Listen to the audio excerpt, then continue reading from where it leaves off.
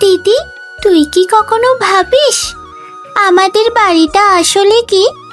বাড়ি না নৌকা না ভেলা? আমি তো কখনো কখনো ঘুমের মধ্যে টের পাই বাড়িটা একটু একটু দুলছে। কি বলিস?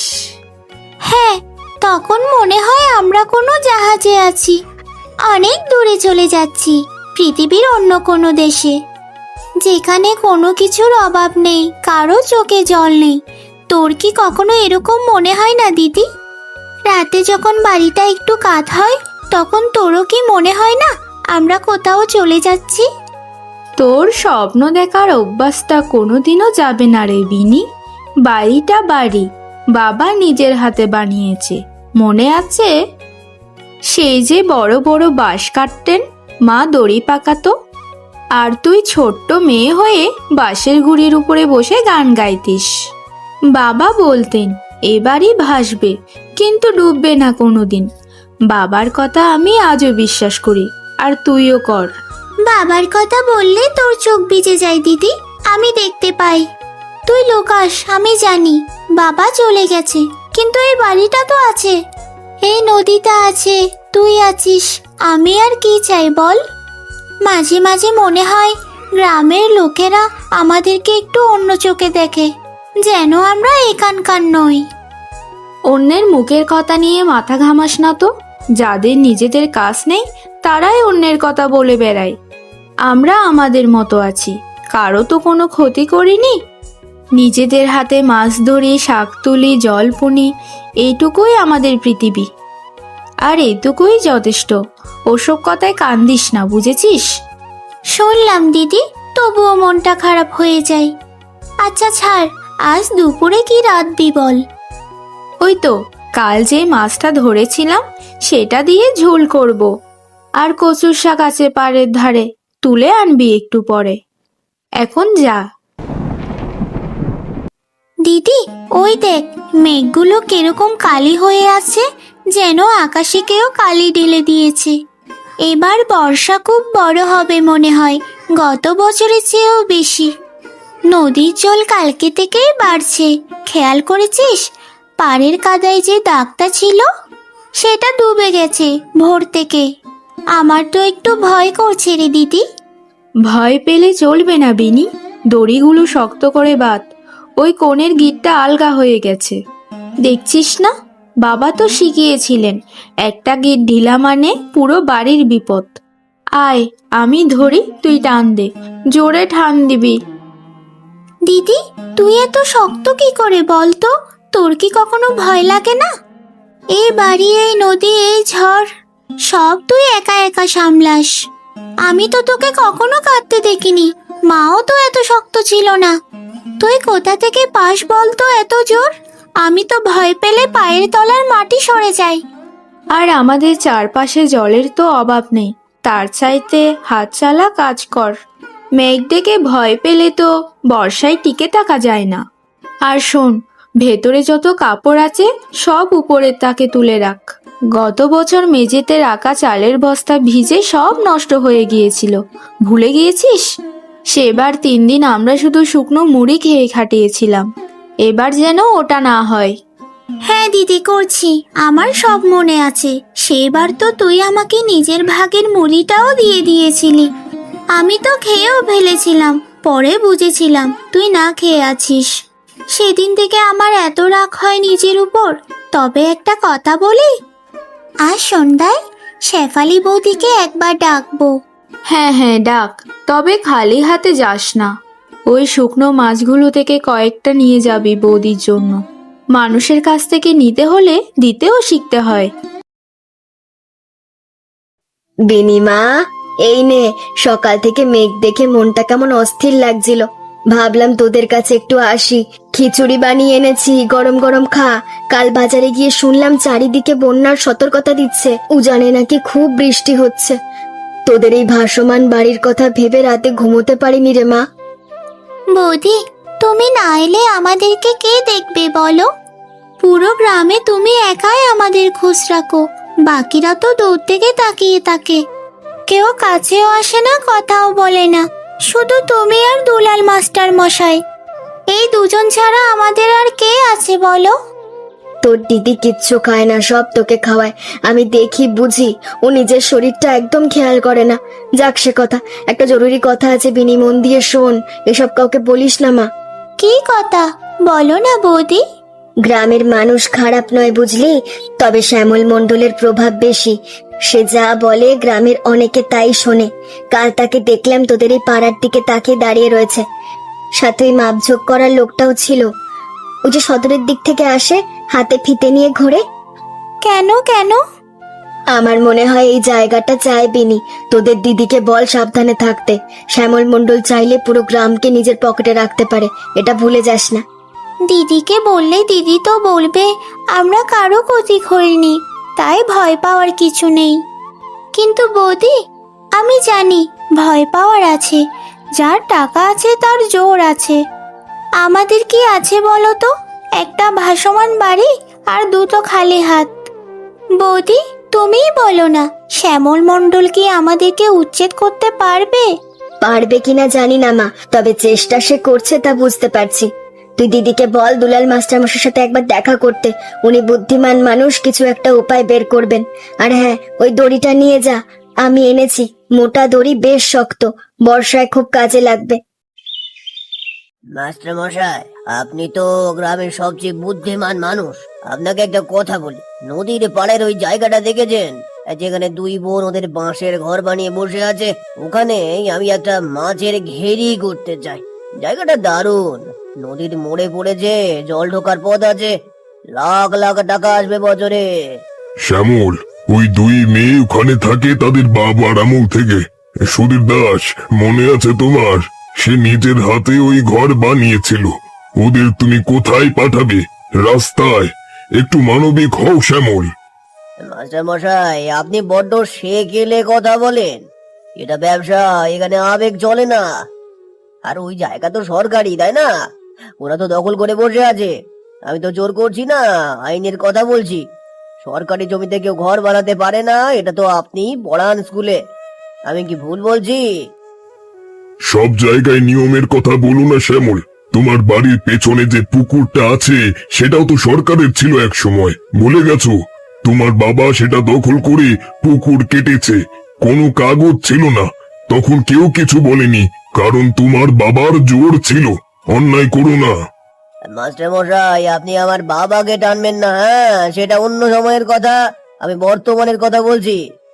অন্যায় কোনো সময়ের না শ্যামল, অন্যায় সব সময় অন্যায়। পার্বতী, তুমি তো ওই দুই বোনের বাড়ি যাতায়াত করো, তুমি বলো সরকারি জমিতে ঘর বানানো কি ঠিক? কাল ব্লক অফিসে গিয়ে খোঁজ নিয়ে এসেছি, এই জায়গাটা নদীর ধারের সরকারি খাস জমি। ওরা কোনো কাগজপত্র দেখাতে পারবে না। শ্যামল দাদা, তুমি এত বড় জমিদার, তোমার আরো কত জায়গা আছে। ওই দুটো মেয়ের ছোট্ট এক টুকরো জায়গায় তোমার এত নজর কেন? ওদের বাবা এই গ্রামে 30 বছর ছিলেন, তখন কেউ কিছু বলেনি। এখন সুধীর দাস নেই, দুটো মেয়ে রয়ে গেছে, তাই তোমরা সাহস পাচ্ছ, এটা কি ঠিক? পার্বতী, তুমি আবেগ দিয়ে ভাবো, আমি বাস্তব দিয়ে ভাবি। কাগজে যার নাম আছে জমিদার, এটা আমার কথা নয়, এটা আইনের কথা। তুমি ওই দুই বোনকে বলো ভালোই ভালোই চলে যাক, নইলে আমি থানায় যাব, তখন আর কেউ কিছু করতে পারবে না। কিন্তু হ্যাঁ, আমি ওদের ক্ষতি করতে চাই না, কিন্তু আমার অধিকার আমি ছাড়বো না। তোমার অধিকার? ওই জায়গা তো তোমারও না শ্যামল দাদা, সরকারের জমি তো সবার। তুমি মাছের ঘড়ি করাতে যাও, সেটাও তো দখল। তফাৎটা কোথায়? তফাৎ শুধু এটাই যে তোমার টাকা আছে, ওদের নেই। পার্বতী, তুমি আমাকে শেখাবে না। হ্যাঁ, আমি জানি কি করতে হবে। জানো তো করো, কিন্তু পরে যখন ফল আসবে তখন কাঁদিও না। মাস্টার মশাই, গ্রামে কি হচ্ছে আমি বুঝতে পারছি। চায়ের দোকানে, হাটে ঘাটে সবাই যে আমাদের নিয়ে কথা বলছে। কেউ বলে আমরা দখলদার, আর কেউ বলে আমাদের দাঁড়ানো উচিত। আমরা কি সত্যি কোনো অন্যায় করেছি মাস্টার মশাই? তোমার বাবা সুধীর ছিল আমার ছাত্র, সে কখনো মিথ্যে বলতো না, কোনো অন্যায় করতো না। আমার মনে আছে, সেই জায়গায় ঘর বানানোর আগে গ্রাম পঞ্চায়েতে গিয়েছিল, অনুমতি নিয়েছিল, কোনো একটা কাগজ ছিল, কিন্তু সেটা এখনো কোথায় আছে আমি জানি না। তুমি ভয় পেও না গৌরী, আমি খুঁজবো সেই কাগজ। মাস্টার মশাই, কাগজ থাকুক বা না থাকুক, আমরা তো কোনো অন্যায় করিনি, এটা তো আমি জানি। কিন্তু গ্রামের মানুষ যখন আমাদের দিকে ঘৃণার চোখে তাকায়, তখন যে বুকটা ভেঙে যায়। বিনু ছোট, ও সহ্য করতে পারে না। কাল সারা রাতও ও কেঁদেছে। আমি কি করব বলুন তো মাস্টার মশাই? তুমি শুধু বিনিকে সামলাও, ওকে ভেঙে পড়তে দিও না। চেষ্টা করছি মাস্টার মশাই, কতদিন চেষ্টা করব জানি না, কিন্তু ছাড়বো না।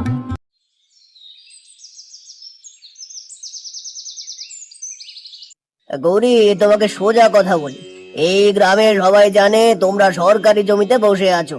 তোমার বাবা একটা ভাসমান ঘর বানিয়ে নদীর পাড়ে বসে গেছে কারো অনুমতি ছাড়া। এটা দখল, এটা অপরাধ। তুমি যত শান্ত মুখ করে থাকো, সত্যি বদলাবে না। তাই নাকি? তোমার কাছে কোনো কাগজপত্র আছে? দেখাও দেখি। না থাকলে চুপচাপ জায়গা ছাড়ো। গ্রামের মানুষের উপর বোঝা হয়ে থেকো না। আমি পরিষ্কার কথা বলছি, ঘুরিয়ে বলার অভ্যেস আমার নেই। শ্যামল বাবু, আমি বোঝা হয়ে কারো ঘরে থাকি না। নিজের হাতে খাটি খায়, কারো কাছে হাত পাতিনি কোনোদিন। এত দেমাগ তোমাদের, হ্যাঁ? আমার বাবা তো এই গ্রামে 30 বছর কাটিয়েছেন। গ্রামের মানুষদেরকে নৌকা বানিয়ে দিয়েছেন, আর বন্যায় মানুষকে বাঁচিয়েছেন। আপনার বাড়ির সেই পুরনো নৌকাটা, সেটাও তো আমার বাবার হাতে বানানো, জানেন তো? আর সে মানুষের মেয়েদের আপনি দখলদার বলছেন, এটা কি ন্যায্য? আচ্ছা, আমার বাবা বেঁচে থাকলে আপনি এই কথা বলতে পারতেন? তোমার বাবা বেঁচে নেই গৌরী। আবেগ দিয়ে জমির মালিকানা হয় না। কাগজ দেখাও, নইলে বেরিয়ে যাও। গ্রামের বৈঠকে সবাই সাক্ষী। আমি তোমাকে সময় দিচ্ছি 7 দিন। 7 দিনের মধ্যে যদি কোনো প্রমাণ দেখাতে না পারো, তাহলে আমি আইনি ব্যবস্থা নেব। আমি কারো হুমকিতে ভয় পাই না শ্যামল বাবু। আপনি আইনের কথা বলছেন তো, আইন তো দুজনের জন্যই। আমার বাবা সৎ মানুষ ছিলেন, আমি তার মেয়ে, সত্য আমাদের দিকে আছে। আপনি যা খুশি তাই করতে পারেন। দেখা যাবে গৌরী, 7 দিন মনে রেখো। দিদি, ঘরে জল ঢুকছে দেখ। ওই কোণের দড়িটা ছিঁড়ে গেছে, বাড়িটা কাঁপছে দিদি। আমার যে খুব ভয় করছে। আজকে বৈঠকের পর থেকে মনটা এত খারাপ, তার উপর ঝড়। মনে হচ্ছে সব কিছু শেষ হয়ে যাবে আজকে রাতে। একটু শান্ত হও বোন। আমাদের বাড়ি, আমাদের সব কিছু ভেসে যাবে। দিদি, আমরা কোথায় যাব যদি সত্যি আমাদের বাড়িটা ভেসে যায়? আমাদের তো আর কিছুই নেই বাড়িটা ছাড়া। চুপ কর বিনু, ভয় পেলে হাত পা অচল হয়ে যায়। ওঠ, আমাকে সাহায্য কর। ওই বাসটা ধর, ওদিকে খুঁটিতে বাঁধতে হবে। আর কাঁদিস না, কান্না দিয়ে তো ঝড় থামবে না। আমি আছি তো, ভয় কিসের? দিদি, তুই কি সত্যি বিশ্বাস করিস আমরা এখানে থাকতে পারবো? শ্যামল মণ্ডল, গ্রামের মানুষ, এই বন্যা, সবকিছুই তো আমাদের বিরুদ্ধে। কিচ্ছু হবে না, তুই দেখে নিস। কখনো কখনো মনে হয় বাবা ভীষণ ভুল করেছেন এই বাসমান বাড়িটা বানিয়ে। পাকা মাটিতে ঘর হলে অন্তত পায়ের নিচের জমিটা থাকতো। আমাদের এই টলমলে জীবনটা আর কতদিন চলবে দিদি? বাবা কোনো ভুল করেনি। বাবা জানে জল আমাদের শত্রু না, জল আমাদের বন্ধু। জলের সাথে লড়াই করে বাঁচা যায় না, জলের সাথে বেঁচে থাকতে শিখতে হয়। এই বাড়ি তাই ভাসমান। ধর এই দড়িটা, শক্ত করে ধরবি, ছাড়িস না কিন্তু। ধরছি দিদি। তুই যদি না থাকতিস আমি কি করতাম জানি না, সত্যি বলছি। আমি আছি, আর যতদিন আছি ততদিন তোর কিচ্ছু হতে দেব না। গৌরী, বিনি, শোন শোন, শ্যামলের ছেলে বাবলু নদীতে পড়ে গেছে রে, নৌকা উল্টে গেছে। কি বলছো? কি করে হলো? স্রোতের এত জোর, কেউ জলে নামতে পারছে না। বাবলুকে দেখা যাচ্ছে ওই ডান দিকে একটা গাছের গুঁড়ি ধরে আছে, কিন্তু কতক্ষণ ধরে থাকবে? হাত পিছলে গেলে ওকে কেউ বাঁচা। গ্রামের পুরুষরা পারে দাঁড়িয়ে আছে, কেউ জলে নামছে না। স্রোত দেখে সবাই ভয় পাচ্ছে। বিনু, শুনেছিস? চল, আমাদেরকে যেতে হবে। দিদি, কোথায় যাবি? যে হারে ঝড় পড়ছে, স্রোত, তুই কি পাগল হয়ে গেছিস? একটা বাচ্চা নদীতে পড়ে মরে যাবে? চল, সময় নেই। ওই বাঁশের ভেলাটা খোল। আমি আগে ভাগে যাচ্ছি জলে, তুই ভেলা নিয়ে পেছন পেছন আয়। বৌদি, তুমি পারে থাকো, অন্ধকারে কিছুই দেখা যাচ্ছে না। আর যদি আমরা ফিরে না আসি তাহলে দুলাল মাস্টার মশাইকে বলবে আমাদের বাবার কাগজপত্র ওনার কাছেই আছে, ওই টিনের বাক্সে। এসব কি বলছিস গৌরী? তোরা ফিরে আসবি, অবশ্যই ফিরবি। যা, তিনি তোদের রক্ষা করুক। সাবধানে মা, সাবধানে। ওই গাছের গুড়িটার দিকে যা, বাবলি ওখানে আছে। দিদি, আমিও যাব তোর সাথে, তুই একা যাবি না। আয়, কিন্তু ভেলা চালিস না, ভেলা ধরে থাকবে, আমি সামনে যাচ্ছি। বাবলু, ও বেঁচে আছে? ও ঠিক আছে। হাই হাই গৌরী, তোমরা এই ঝড়ে, এই স্রোতে আমার ছেলেকে বাঁচালে। আমি কি বলবো, আমি তো তোমাদের সাথে কেমন ব্যবহার করলাম, আর আমি কি মানুষ আছি? গৌরী, তুমি নিজের জীবন বাজি রেখে আমার ছেলেকে বাঁচালে। আমি যে তোমার সাথে কেমন ব্যবহার করেছি, গ্রামে যা ছড়িয়েছি, আমি লজ্জিত। ক্ষমা করো আমাকে, আমি অন্ধ ছিলাম, লোভে অন্ধ। শ্যামল কাকা, ছেলেকে নিয়ে যান, ও যে কাঁপছে, পরে কথা হবে। গৌরী, আমি তোমাদের বাবার সেই কাগজ খুঁজে পেয়েছি। তোমার বাবা সুধীর দাস গ্রাম পঞ্চায়েতের কাছ থেকে লিখিত অনুমতি নিয়েছিলেন নদীর পাড়ে ঘর বানানোর জন্য। সেই সময়ের প্রধানের সই আছে, শিল আছে। তোমরা কোনো দখলদার নও গৌরী। মাস্টার মশাই, আপনি জানেন না আপনি আমাকে আজ কি দিলেন। এটা তো শুধু একটা কাগজ না, এটা যে আমার বাবার সম্মান। আমি জানতাম বাবা কোনোদিনও অন্যায় করেনি, কিন্তু প্রমাণ ছাড়া কে বা বিশ্বাস করবে? তোমার বাবা গর্ব করত তোমাকে নিয়ে গৌরী। আজ সত্যি দেখলাম তুমি তোমার বাবার মেয়ে। এই কাগজটা নাও, এটা তোমার অধিকারের প্রমাণ, আর শ্যামলকে আমি নিজে দেখাবো। মাস্টার মশাই, আজ যদি বাবা বেঁচে থাকতেন, উনি কি বলতেন জানেন? উনি বলতেন, দেখলে গৌরী, সত্য কখনো হারে না।